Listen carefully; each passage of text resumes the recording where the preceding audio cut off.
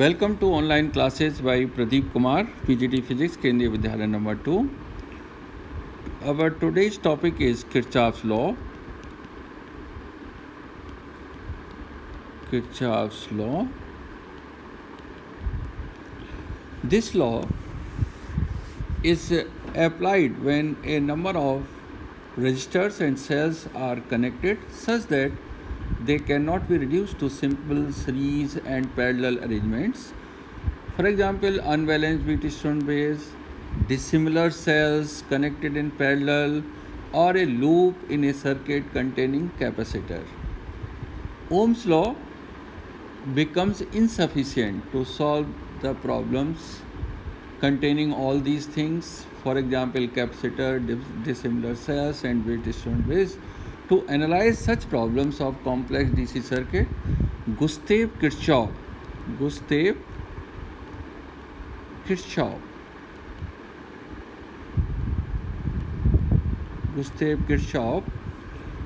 in 1882 gave two laws.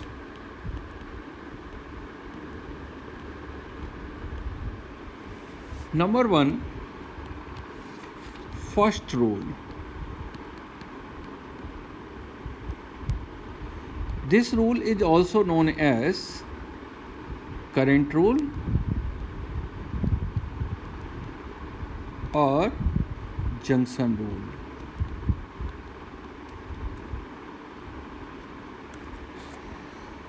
First law states that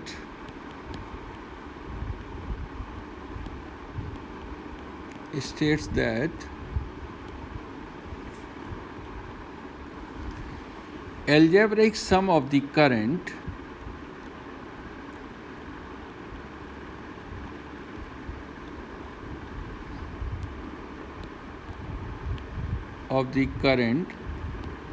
at a junction is 0. For example, three currents I1, I2 and I3 are flowing in a junction in a circuit as shown in figure.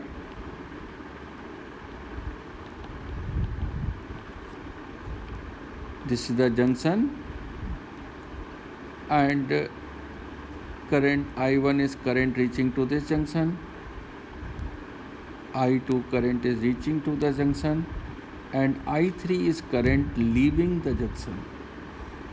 Therefore, according to this statement, I1 plus I2 minus I3 equal to 0. I1 and I2 are the reaching to the junction O, therefore they are taken as positive, and I3 current is leaving the junction, therefore it is taken as negative. In short, we can write this statement as sigma I equal to 0. This law tells us about the law of conservation of charge. Law of conservation of charge. Now we talk about the second law, second rule.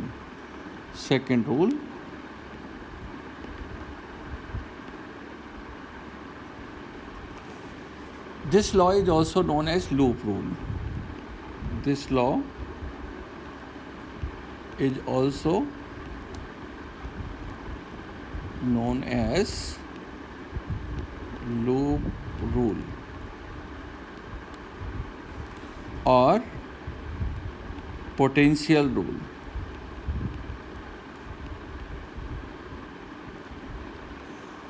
According to it,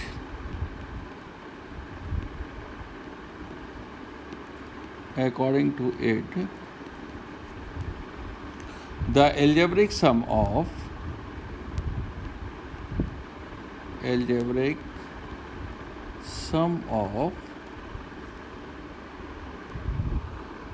changes in potential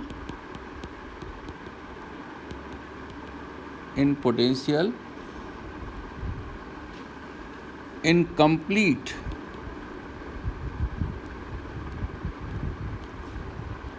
traversal of a mass का मतलब है close loop या closed circuit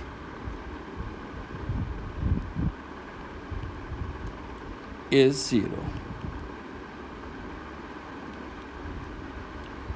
Means algebraic sum of the change in potential is equal to 0. How to apply this rule? First we consider a circuit. This is the point A. A resistance is connected between point A and B, and current is flowing from point A to point B. This is the resistance R. Now the potential at point A is written as BA and minus IR. IR means loss in potential across the resistor, and this is equal to BB. I am taking this path from point A to point B. Or we can write this equation as potential difference between the points A and B equal to IR. In another case, suppose this is the point A, resistance R, and point B. Current is flowing again from point A to point B, and I am choosing the path from point B to A. In this case, how we write the equation? BB plus IR equal to BA, and this is equal to BA minus BB equal to IR. We can choose, we can start writing equation from point A to B. In that case, IR will be taken as we are moving in the direction of the current. Therefore, IR will be taken as negative. But when we are moving against the direction of the current from point B to A, IR will be taken as positive. In second case, when the cell is connected like this in a circuit, this is the cell having the EMF E, and this point is again A, and this point is again B, and current is flowing from positive terminal of the cell B to A. The current is flowing from point B to A. This is the current I. Now how we write the equation? BA is taken as positive. This is the third point. And E will be taken as negative, and this is equal to BB. Why I have taken this E negative?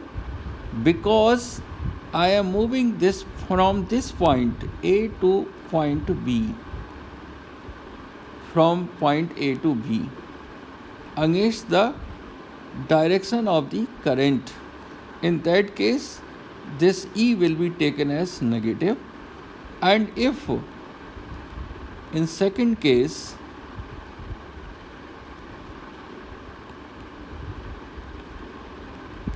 I am moving from point B to A, from point B to A, in that case it will be written as BB plus E equal to BA, or BA minus BB equal to E. In this case also, BA minus BB will be equal to A. So we can choose any path either from point A to B in the opposite direction to that of the flow of the charge, or in the same direction to that of the flow of charge, E will be taken as negative in first case, and in the second case E will be taken as positive.